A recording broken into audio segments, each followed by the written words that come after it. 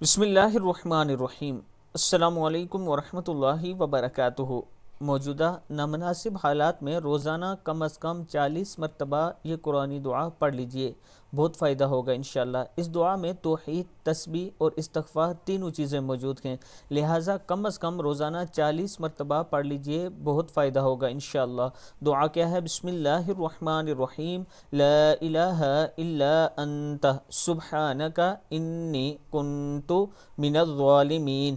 اس آیت کی برکت سے اللہ تعالیٰ غموں کو دور فرماتا ہے۔ جب بھی کوئی مسلمان شخص اسے پڑھ کر دعا کرے تو اللہ تعالیٰ اس کی دعا قبول فرماتا ہے۔ حدیث شریف میں ہے، جس شخص نے یا جس مسلمان نے بیماری کی حالت میں 40 مرتبہ یہ آیت کریمہ پڑھ لی، اگر اس سے بیماری میں انتقال ہو گیا تو شہید کا اجر ملے گا، اور اگر تندرست ہو گیا تو اس کے تمام گناہ معاف کر دیے جائیں گے۔